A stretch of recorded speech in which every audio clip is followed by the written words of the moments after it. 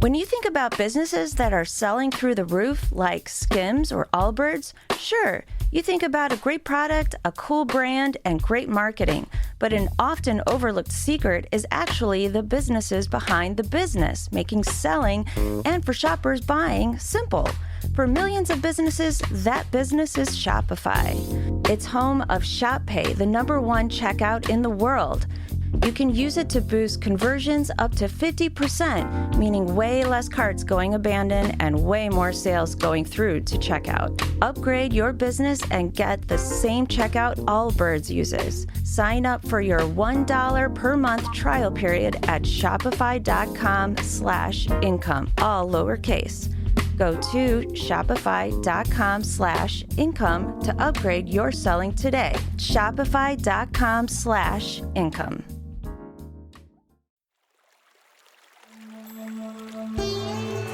Hi everyone, I'm Deb Flashenberg. Welcome to Yoga, Birth, Babies, a podcast produced by Prenatal Yoga Center. We will be diving into everything prenatal yoga, birth, and baby related, hoping to inspire, educate, and empower you through your journey into motherhood. Thank you for listening. Hi, I'm Deb Flashenberg, and I'm your host of Yoga, Birth, Babies. And today we're going to talk about our current parenting culture. Is it helping or hurting parents and kids? We're going to go into a topic. I hadn't actually known the name for this type of parenting, but upon discussing it with our guest speaker, I am so for. And to be honest, as she described it, it's something I have tried to reach for in our family and integrate, but not always quite making it there. It's called Autonomy-Supportive Parenting. Let me tell you a little bit about our guest. Emily Edlynn, PhD, is a licensed clinical psychologist and an award-winning author of the book Autonomy-Supportive Parenting, Reduce Parental Burnout and Raise Competent, Confident Children. She's also an international speaker. Emily has written regular parenting advice columns for parents.com and serves on their medical review board. Emily is also the co-host of the popular Psychologists Off the Clock podcast. So Emily and I dive deep into looking at our current parenting culture and focusing on, is it healthy for parents and children? Where might there be some downfalls? We're also talking about how this parenting culture really affects the mother figure or the mother. And then we're talking about intensive parenting and overparenting. And then finally, Emily dives into the autonomy supportive parenting. And it's something that as she spoke about it, I kept thinking, yes, this makes so much sense to me. And as I mentioned, it's something that in my family we're working towards. And she gave some great tools and also some forgiveness for those times that we don't always reach it. One thing we did talk about is the intense guilt that we often feel as parents. So I think any parent of either a baby or whatever age child can learn from this. I really, really enjoyed this conversation. Before we get to my talk with Emily, I always love to give studio updates. So at this time, we still have classes online 7 days a week and in studio 6 days a week. You can find out all of that on our website, prenatalyogacenter.com. And of course, you'll there find our workshops and our on-demand classes. We have so much for our community of in-person and online folks, and I'm really excited to share that with you.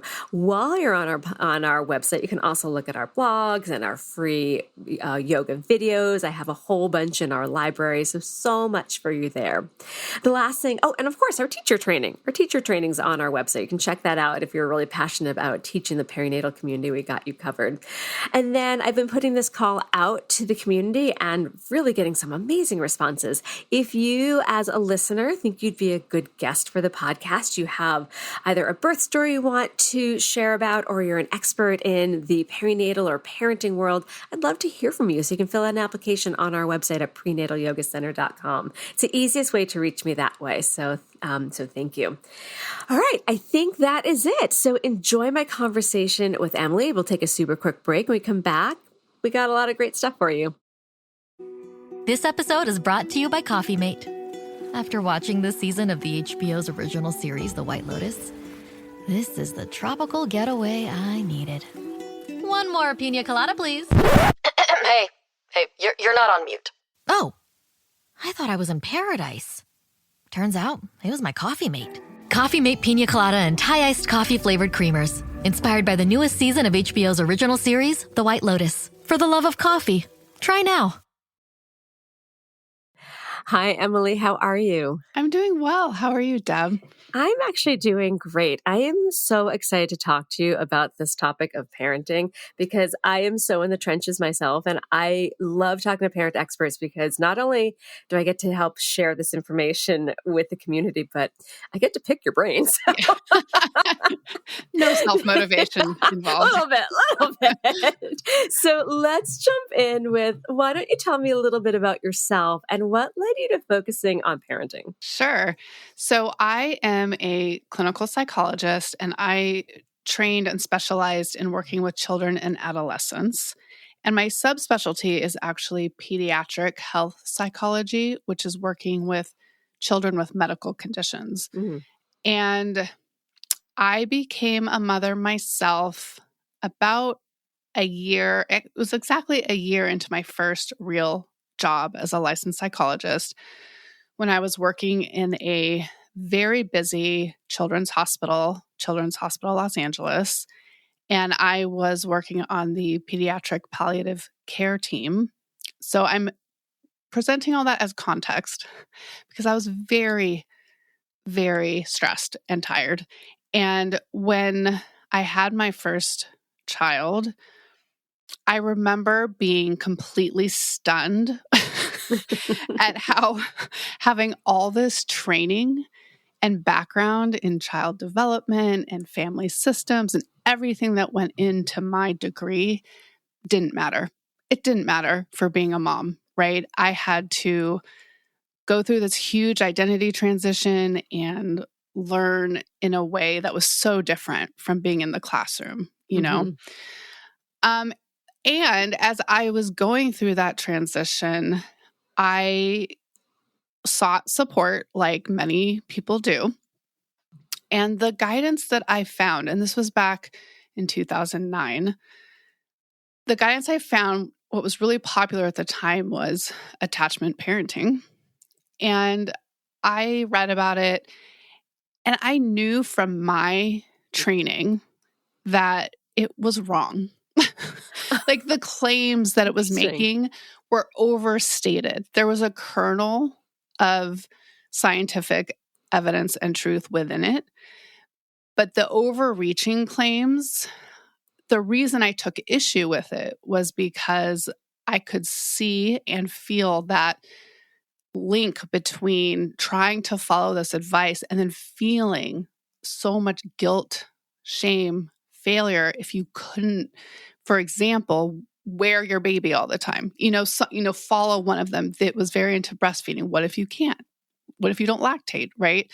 So I just took issue with some of that really popular parenting guidance, and I started to think more about the kind of parenting guidance I would want. And I just realized a lot of it is so focused on how to raise this kind of child or how to discipline your child but it was not about the parents' needs. And I know fully well how important it is for the parents' needs to be met in order to best meet your child's needs. And so I know this is a very long answer. I'm not usually this long-winded, but it's all to say I had my own experience intersecting with my background and training to really have this moment of, I want to be a voice in the parenting world that does better. Okay, so my jaw on the ground, because I actually really like what you said. I remember having that guilt because after my first child, it was a very long birth. Listeners who've been listening to the podcast know, it was 42 hours. I pushed for 5 hours. 5 hours. So we can imagine my pelvic floor was a complete hot mess. So I couldn't wear him. I had too much pelvic floor damage and organ prolapse to wear him. And when I did, I could feel that prolapse and that heaviness. And so I felt so guilty. So I sat with him when I could, and he laid on me at times, and I, pushed a stroller. But I remember feeling that guilt. Mm-hmm. And I felt like and this is probably just in my head, like people look at me like, why isn't she wearing her baby? Yeah, right. I'm sure that was all in my head. I remember going to like outdoor potlucks, and in my head, every other mother was wearing their baby but me. That's how I felt. Like they got it down. There must be something wrong with me. And I tried all different wraps with each of my 3 children. And I just finally was like, this just isn't for me. And the point is, this did not determine attachment with my children. Yeah. Right? Yeah, no, honestly, my son who's 13, would still be in my uterus if he could. Yeah, right. Still very, very, very attached. But what I like what you're saying is that there's some popular ways, but then let's look at other options as well as like what you're saying, the parent, because if it's causing, like it caused me a great amount of stress. And I know breastfeeding's the same way. Like for me, I was fortunate. It actually was relatively easy. We had some few snags, but overall it was fine. But I know friends and yoga students that have had tremendous challenges with breastfeeding and then felt, again, a ton of guilt. And what I'm hearing you say is that the wellness of the parent also needs to be at the forefront. And my husband and I laugh at that all the time because it is not in our house. We try really hard, but I still feel like I have to remind my kids, I'm like, you don't live in a hotel. You don't live at a restaurant. Oh, tell me about it. I know. Here I wrote a book about it and I still do it too with my All right, kids that actually makes me feel a little better. No. So let's actually dive into that with parenting culture because I feel like we're getting so many mixed messages and I would just love to hear your point of view. So in what ways is our current parenting culture not healthy for parents and children?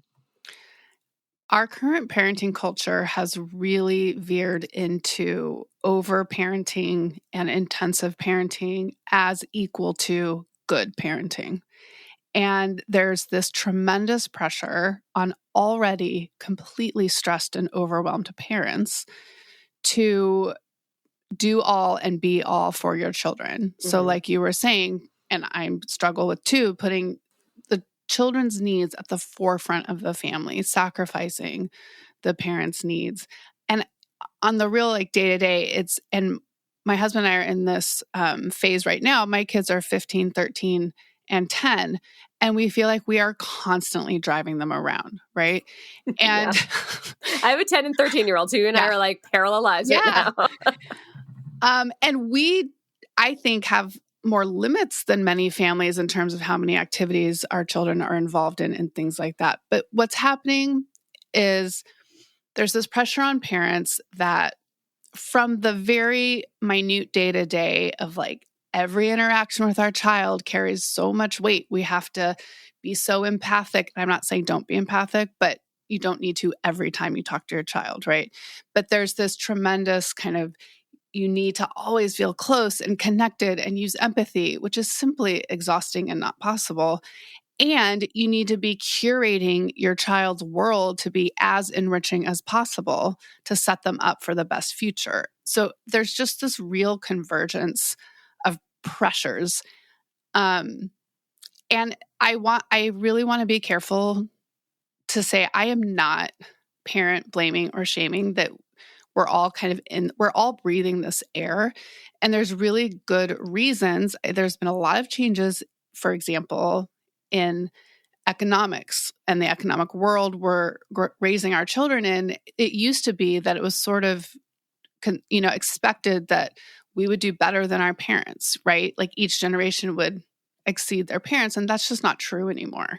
And so I think there's just more stress and pressure for parents who are so committed and caring and want to do the best job raising their children, but they feel so much pressure to do all these things to set up their children for their best future. So it's very well intentioned.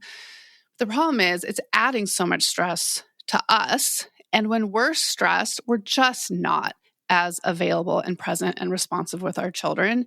So it's this irony or paradox that we're wanting to, we're pressuring ourselves to always feel close and connected and empathic, but that very pressure is actually disrupting that and interrupting that and making it harder to do. And for our children, especially the highly curated worlds and environments and signing up for all the activities and having so much structured time and all the academic pressures, all of that, they're not building their confidence in their own skills. And that's life skills, that's decision-making, critical thinking, because we are doing so much for them. So we're doing too much and our kids are not doing enough. Oh my gosh, you speak to so many things that my head's like, yes, yes, yes. One thing that really resonated with me that you said is about we want our kids to have that empathetic connection. Mm-hmm. And sometimes it comes at as the parent. It's not great for us. So like at night, what usually happens in my house is my kids, I get them off their devices between 7:30 and 8, then they have to shower. And by that point, I've been up since like 5 in the morning, right? Like working out finally for myself and then doing work, dinner, all that. And so I throw myself into bed with a book by 8. And at that point, they're like, let's play cards. And Right. the argument in my head every time is like, I don't want to play cards. But the argument in my head is, this is a great time to connect with them. Mm-hmm. I want them to trust me and open up to me as they enter their early teens. I need to be there for them. Meanwhile, I'm there, we're playing cards, and all I want to do is like finish my book or turn on Netflix. So I hear you, like we want to be empathetic. And at the same time, it's to my detriment because I am exhausted. And the reason I bring that up is because I think it's so relatable to what you're saying. And I think back to my upbringing, and I know all generations will do this. I'm like, my mother didn't do this. No, right.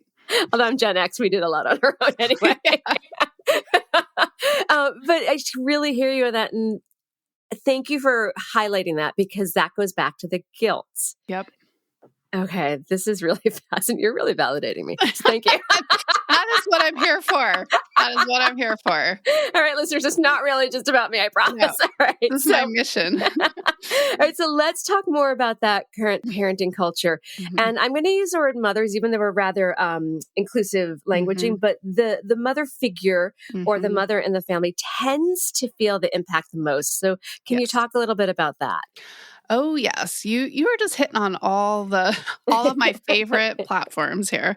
So, or soapboxes. Okay. So first of all, you have the whole good mother trope, right? And this standard around motherhood that there's just so much culturally entwined in that. I mean, that would be its own podcast series. But I think what's intersecting is that women are socialized to put everyone's needs above their own, to make sure everyone's okay, to tend to everyone else's needs emotionally. And we are bringing that socialized behavior and role into our families. And then you layer in what's expected of women is expected of mothers exponentially. Right? The good mother sacrifices. The good mother does everything for her children. The good mother, in my interpretation and experience with this, is we're a vessel to serve others. And I just really rail against that because that is so bad for our psychological health and well-being, right? And I think there's a whole history of ways that systems oppress women specifically.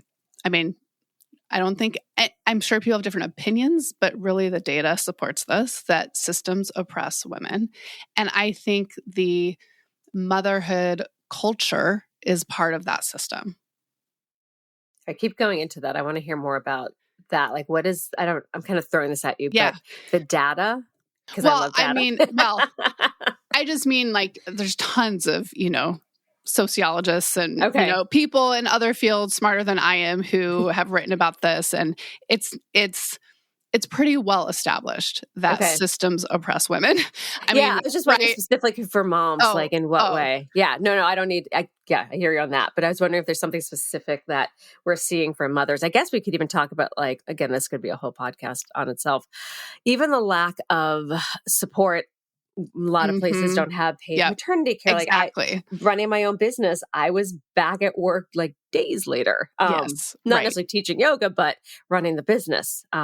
I hear what you're saying, that we really do not support mothers, especially. Yes. When you think of the infrastructure, policies, structural supports, I mean, we've been fighting for forever, I don't think paid leave has even been in the conversation that long to even talk about it.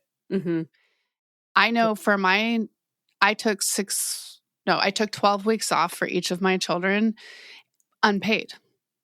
We just had to figure it out financially. So I think, but what I'm trying to pull in here is when we have things like beauty standards for women, okay? Okay, Take that as an example. How much time and energy do girls and women spend on their appearance compared to men? Yeah. I think it's something I highly recommend. I recently interviewed Joanne Finkelstein about her book, Sexism and Sensibility, about raising girls in our modern world. Mm-hmm. And she talks about this. And I think it's something like over a lifetime, hundreds of thousands of dollars that women spend versus men on their appearance. Absolutely not surprised at all. Right. So think of the parenting guidance industrial complex, if you will, but just this idea of you need to, and here I am part of it sort of, but you need to buy the books, you need to follow the experts, you need to, sign up for the courses, you need to commit so much time and energy to figuring out how to be a good mom. And part of my messaging actually recently is I actually, as a parenting expert, want parenting experts to have less influence because I think it really undermines, especially women's instincts. So you feel like that's leading some of the parenting guidance that's out there is leading to more shame and blame instead of support and empathy and trusting and empowerment. Of I can do this. And it's very complicated. There are a lot of factors at play. But I think those cultural messages are a very powerful factor. Oh my gosh. Okay. We're going to take a quick break because I have to wrap my head around this. When we come back, we're going to talk a little bit more about intensive parenting and overparenting because I think I fall into that a little bit. Okay. We're going to be right back. This episode is brought to you by Walmart. New beauty is in bloom at Walmart, and it's all about springtime radiance. From Drybar, Tula Skincare, and hundreds more available online, Walmart has the premium brands you want and this season's on-trend products for flawless, glossy hair and hydrated skin. Big name beauty brands? Check. The things you love? Check. Find trending spring beauty and all you need to look and feel gorgeous at Walmart, on app and online. Hear that? It's SpringFest savings calling your name, only at Lowe's. Right now, get a free Select Ego 56-volt battery when you buy a Select Ego trimmer, blower, or mower. Plus, get your choice of any 2 bags of Miracle-Gro organic soil mix for only $16. Shop these can't-miss deals in-store or online today. Lowe's, we help, you save. Valid through 4/2. Selection varies by location. While supplies last. Excludes Hawaii. Okay, we're back. All right. So before we go into the harm of intensive parenting, can you define intensive or overparenting?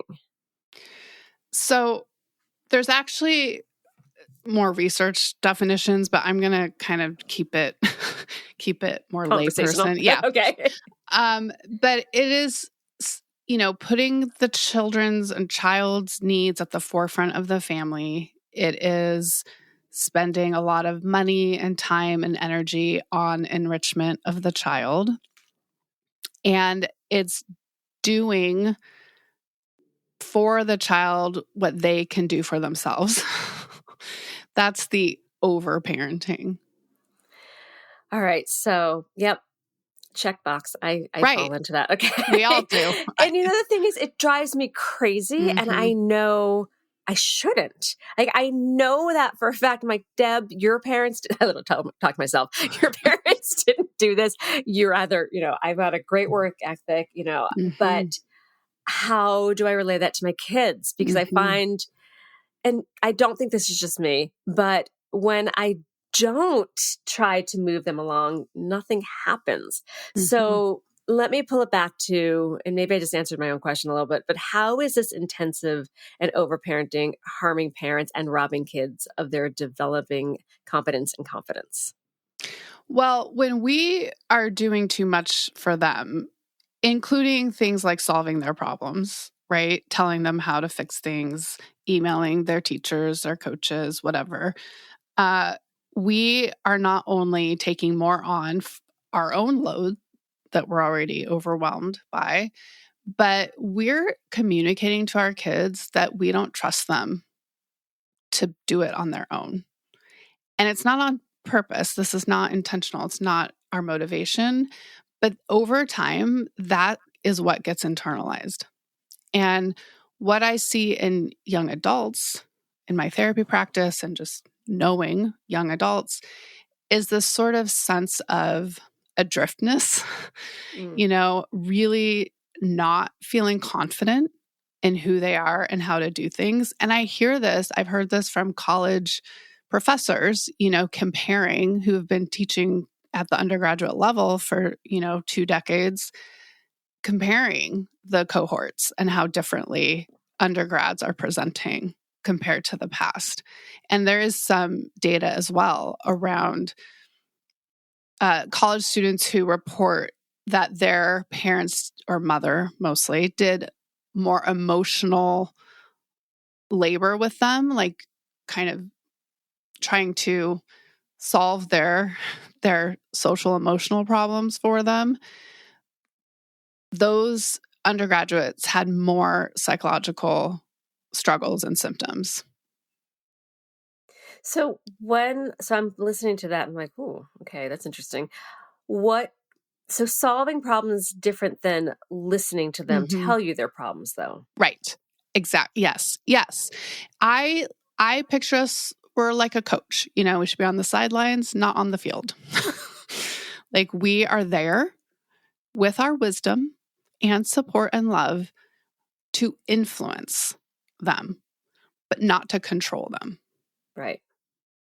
Yeah, that's what I'm glad you're sharing that. I know my son who has some special needs, he was having he was having problems with a friend, and he's like, call the friend's mom. I'm like, I cannot do that. Yeah. I'm like, I cannot do that because we cannot be involved that way.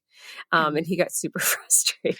Yeah. Well, and is he the 13? He's 13. He is the 13-year-old. Okay. Yeah. I mean, it's better to do that younger though, because they need that discomfort and frustration to then have to take care of things on their own. And then they build that confidence that they can do it. Right. Yeah.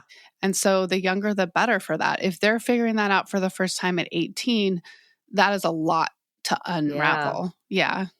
Yeah. And with my 10-year-old too, we're always talking about friends because, oh my gosh, to be 10, with the friends that come and go and stuff. So it's kind of holding that space. Yes. But I hear what you're saying, but the difference between listening and being a safe place to talk, as opposed to be like, let me call that mom and see what I can do. Right. And I've seen, I think most of us have if we're still on Facebook, we might be part of a Facebook moms group or parents group. And I have seen the posts of a mother of middle schoolers trying to find friends for their child. And I'm like, your child would be mortified if they knew you were doing this. Yeah. Yeah. If I did that, my son found out, he would, he would maybe stop talking to me. Yeah. All right. So, which sometimes might not be bad. It might be okay. Yeah. Maybe you want to do for an hour or so. Yeah. All right. So let's talk a little, that kind of brings us into the whole idea of autonomy and supportive parenting, as opposed to, would you call it helicopter parenting when the mom is going onto Facebook and trying to find a friend for their middle schooler? Okay. So let's talk a little bit about that as well. So autonomy versus supportive parenting. Okay, so I this is such a mouthful, and trust me, since I wrote a book about it and had to type it so many times, I hate that it's so sciencey, but it's autonomy-supportive parenting. Oh, I'm saying it wrong. Thank you. Thank you for correcting me. Okay. Because I'm like, supportive parenting sounds important because you want to support them, and autonomy, you want them. So let's talk. Okay, so let me rephrase it. And thank you for correcting me. Autonomy-supportive parenting versus Controlling. helicopter parenting, controlling. Yes. And so this is grounded in decades of research, just to put it out there, which is why I wrote a book about it, because my whole goal was to translate the science into real life, to actually help us know how to use this scientifically based framework with our actual kids in our families and not from a journal article. And what it is it's rooted in a very well-known theory called self-determination theory. And that theory has been studied worldwide across many cultures. And I never say the word prove in science, but this is as close to prove as I think it can get, that humans have 3 fundamental needs to feel fulfilled. And that is autonomy, competence, and relatedness. And autonomy-supportive parenting is nurturing those 3 fundamental needs in our children. So autonomy is actually a really big construct. It took me a while to distill it. A lot of people think of it as synonymous with independence, but it is much more than independence. Being autonomous is feeling a sense of choice and freedom and a sense of self and independence. So it's just being autonomous, right? You have agency in your life. I just smirk because I was trying so hard. My son got a haircut, which I don't think is the most attractive, but this is just last Sunday. And I'm like, no, he needs to make his choice. This is his choice. Keep your mouth shut. Yep. Agency. It's agency. Yep. And then competence is really feeling confidence in our skills. And it is hitting that sweet spot of not being overwhelmed by challenge, but also not being under challenged, so we're bored. And so feeling competent is feeling like you're learning and growing your skills, and that is helping build your autonomy and mastery in the world. And then relatedness is that sense of belonging and sense of connection in relationship that we know is essential to well-being. Mm-hmm. And relatedness is really kind of, I see it as the fertile soil for autonomy and competence to bloom. So that relationship between us and our child is very important. And it kind of creates the room and space for our child to feel comfortable exploring who they are and where their strengths lie.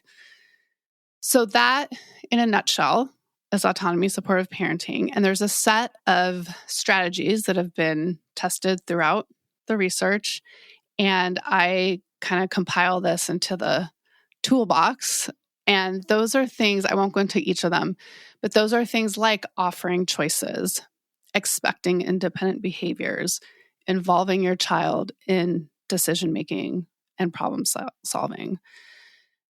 Because it's really just this continuous fostering of a sense of agency and trust in your child.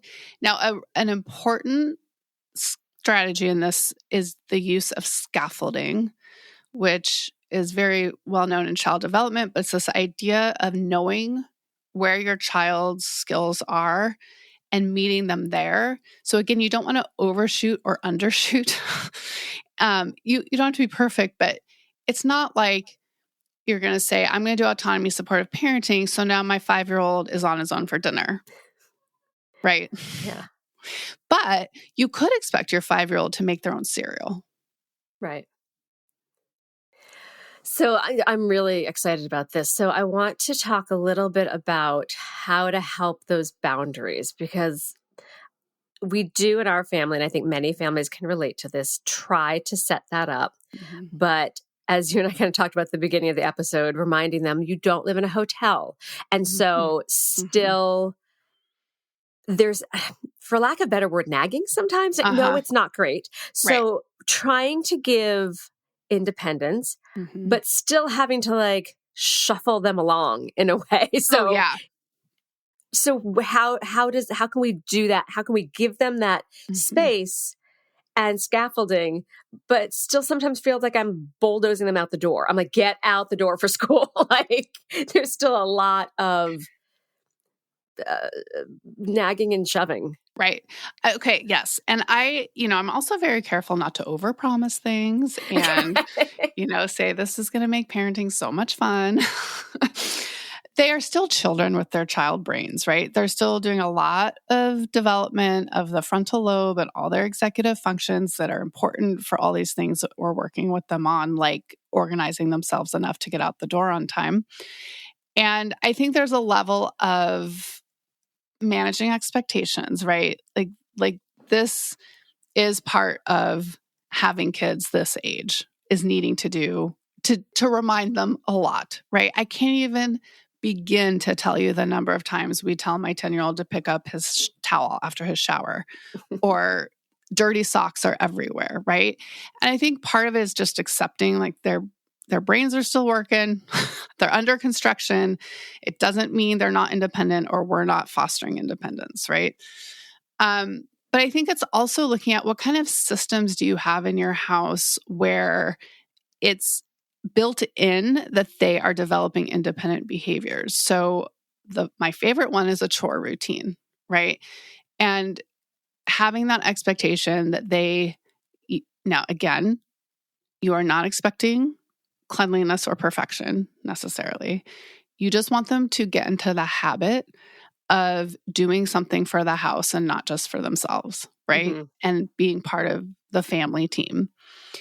Now, we've been doing a chore routine now, I would say for 4 years. It gets easier and easier the longer it's going on. Do I still have to remind them all the time, even though we have it on a sheet all printed out? Yeah, I do, because, they're busy, they're distracted. But I've accepted it. I'm like, this is just part of the game, and they're doing their chores, even if I have to remind them. And that's better than arguing about it, right? Right. So that is the scaffolding as opposed to the nagging. Yeah. Or okay. Now that's making a little bit more sense. So you mentioned, again, I'm not going to ask you to go through every tool from your book, but are there one or two tools that you think are really easily digestible that you can share? Yeah. I do think one thing parents kind of have an aha moment about when I give talks about this is I think we forget to really ask open-ended questions and understand our child's experience when there's a problem happening. And this connects with the relatedness piece of, building that relationship of open communication and closeness. And I'll just give an example. When my oldest, I learned so much on the oldest child, poor thing. She started middle school and, she's 12 years old and she kind of drifts away from who her best friend was in elementary school, which is not uncommon. That's actually very normal. But at the time, we were close friends with the whole family and it became uncomfortable. And I had a conversation with the other mom about how my daughter had been sort of, the way the story was told was a little unkind or, hurtful to her daughter. And I got so upset and I felt embarrassed. And I, was like, I didn't raise the child to act this way and treat their friend this way. I talked to my husband. We both were heated up. And then he said, well, what would your framework say? And I'm like, well, it's not mine, but that's a good question. How would I use the autonomy-supportive framework to address this? I thought we need to understand what's going on for her. And we need to come at her with curiosity and like openness rather than our judgment and our own reactivity. And so we took some time to settle ourselves down. And a couple hours later, we had her come sit with us and talk with us. And we did that. We started with open-ended questions, trying to understand how she's feeling about this friendship and what's been going on. And she completely opened up and expressed so much of this struggle she was going through. And 12 is such a delicate age. Mm-hmm. And I just realized it was so validating and confirming of that choice we made, because the instinct was to give her a lecture, right? And to kind of say, how could you do this? And looking back, I don't even remember the story. That's why I'm not giving details, because that part doesn't even stick with me. It was more the feelings that were going on around it. But when she really opened up and we connected and we understood her struggle, we were able to give her a little guidance, right? And if we would have just come at her and lectured, and she would have shut down. She would have, walked off. She would have cried, went to her room, and not talked to us. So not only would we have had this disruption in our relationship, but we wouldn't have had the opportunity to actually support her in her struggle. And it's easy to forget. Like, she doesn't know how to do this. She's 12, and this is the first kind of friendship, really big change, and it's so hard to navigate. And she's just learning, And you gave her such a good framework to then reflect and talk to you. So we know these things will come up with, friendships many, many times, but you really gave her a space to go back to. So from that story that you told, it sounds like you gave your daughter really good tools, because we know that friendships are going to come and go in the future, but that from that approach of not lecturing her, but really the curiosity, she's going to know that's a way to approach these things, as opposed to feeling shame about the friendship dissolving. Yes, because what happens when we feel shame? We shut down and we don't learn. We just go into a shame spiral, and it's terrible, right? So I think our kids go there very easily. Like, I know my son, who's very sensitive, I have to really watch that I don't, because I get a little spicy. I have to watch that I don't do that, because I could see the shame building. And it took me a while to see it was shame. At first, I thought he was just irritated, but I'm like, oh, okay, check yourself, Deb. Yep. Because this is shame, and that's just going to lead him into negative self-talk. Absolutely. And so I think this is, for one thing, it's tuning in to how differently wired each of our children is going to be. And some children are much closer to that edge of shame, just kind of naturally how they're wired. And it's tuning into that, right? And so if you can see that as a very, quick place for your son to go, you can kind of modulate your response and reaction to him. And one thing I see a lot, and including in my own home, is that when kids are doing things for the first time, we are really quick to correct them. And we think we're teaching, and maybe we are, but often it's coming across as, you're doing it wrong, let me do it. Yes. It's so easy to do, especially when we are stressed and time crunched and we're overwhelmed and impatient for, all the other reasons in our lives. But that really impacts our kids. And I started to just notice that a lot more in my family, and really have tried to be so much more cognizant. And I'll even preface with my husband, I'll be like, and they're going to do it wrong, and we're going to be okay with it. To do it. I remember when my youngest was 7, my husband, who is very particular in a good way, like he's very fastidious about taking care of the house. And he's very much like a handy person. And he was painting our steps outside. And my 7-year-old was like, I want to paint with Dad. And my husband looked at me like, I cannot, because a 7-year-old is not very skilled at painting.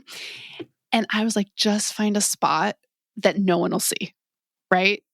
And just let him do it, because it's the experience of feeling like I can do these adult things. Yeah. And that is what ends up leading to helpfulness, right? Is that confidence and motivation when it's not coming from us, when we're not imposing it. So I think the bigger kind of secret and magic to this autonomy supportive parenting is all of this is working towards our children developing their own motivations to do things that are important in their lives, even if they're not enjoyable things. So I know that's like a really big idea and it's hard to break it down quickly, but this is all tied to motivation research. And I think a lot of our listeners, their kids are probably not as old as ours, but we can start this earlier. Like, this is one of the few things I remember from my kids going to Montessori schools was about like letting them do things on their own. Yep.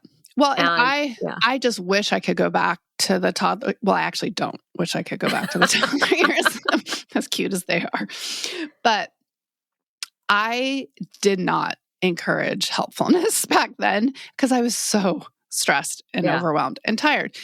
And so I will say it's never too late for one thing, but also toddlers have this gift of being at the height of wanting to help. Yes. Right? I mean, they have no skills, but they want to help so badly.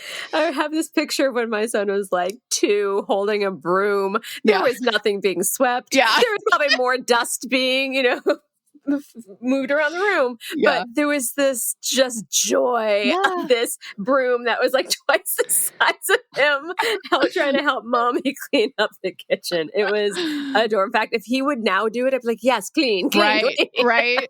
I know. But I do love that idea because you can start it early. And I also appreciate the reminder that it's never too late, because I think I went the opposite direction because of the stress, to be honest. Yes, and that kind of goes back to kind of full circle for when we started, was the pressure and the stress. Now, I mean, that's the idea that if parents don't feel this pressure, this stress, we could show up better for our kids in a way to support them. Yes. So right. I think we can all probably, if we like closed our eyes and really imagined a time where we were the most stressed out at work or with personal issues, whatever, that was really stressful. How were we with our kids, right? We're impatient, easily frustrated, snapping. And then keep your eyes closed and go to a time where you felt really content and calm. Maybe it was on vacation. I was going to say vacation. Right? Tropics somewhere. But it could be as simple as having time to curl up and read a book, something that just kind of brings everything down and you're peaceful and calm and content. Then how do you show up with your kids? Yeah. And then try to plant those as much as possible. Like we do game night, which sometimes is fantastic and sometimes ends with tears, depending on the game and who's winning. But those are the times I think that we can reconnect and take the stress level down. Yeah. And we're the same, with family dinners, and it's hard. We don't have one every night with the kids' schedules, but we do our very best to communicate that they're important to us. And when we sit there, it's a roller coaster, right? Sometimes there's bickering. Sometimes there's so much laughing, right? You don't know what direction it's going to go, but it is bonding. Yes. And togetherness and connection. I'm feeling so much better, and I'm hoping our listeners are too, to realize that I keep going back to it's never too late. Right. And parents, if, another conversation can be like helping our stress, but also realizing that some of it is societal and maybe choosing what we want to accept and give into and what we are just going to dismiss as like, okay, I don't need to put that on. I don't need to burden myself with that. Perfect summary. That was perfect. Thanks. I think as I've gotten older, I've started to care less about things. It is easier. It is. It is. We're going to take another break, but when we come back, what is one final tip or piece of advice you'd like to offer at new and expectant parents? We'll be right back. Ryan Reynolds here from Mint Mobile. I don't know if you knew this, but anyone can get the same premium wireless for $15 a month plan that I've been enjoying. It's not just for celebrities. So do like I did and have one of your assistants switch you to Mint Mobile today. I'm told it's super easy to do at mintmobile.com/switch. Upfront payment of $45 for 3-month plan, equivalent to $15 per month required. Intro rate first 3 months only, then full price plan options available. Taxes and fees extra. See full terms at mintmobile.com. Okay, we are back. So I'm very curious because you have a couple hats here. You are a parent of three. That's a lot. And so you have a lot of parenting experience. And this is your livelihood. So what is your one final tip or piece of advice you'd like to offer new and expectant parents? I think it really comes back to where we started, which is to really prioritize your needs, especially in new parenthood, and to trust that you know more than you think you do. And reach out for support from actual real people that you know in life and you trust as sort of the experienced generation rather than influencers on social media. I love that. And that's really great advice. Where can people find your work? So I have a Substack called Parent Smarter, Not Harder, where I try and get something out a couple times a month. And I use that forum to critique modern parenting, but also to give some strategies and guidance. And I have a website, EmilyEdlynn.phd.com. I run a small group course called Parent Smarter, Not Harder a couple times a year. So if people are interested in that, they can sign up for more information. And I am currently on Instagram, Facebook, and LinkedIn at Dr. Emily Edlynn. This was great. I'll make sure all of that's in our show notes. And I've really enjoyed speaking to you. I really like your approach and just your down-to-earthness. Is that a word? Yes, we'll take it. and your honesty and just really showing up and offering your own personal experience as well as your experience as a parenting expert. So thank you. Thank you so much for having me. I have had a blast. This has been an episode of Yoga Birth Babies, produced by Prenatal Yoga Center. You can catch us on Facebook, Twitter, Instagram, and Periscope. I'm Deb Flaschenberg. Thanks for listening.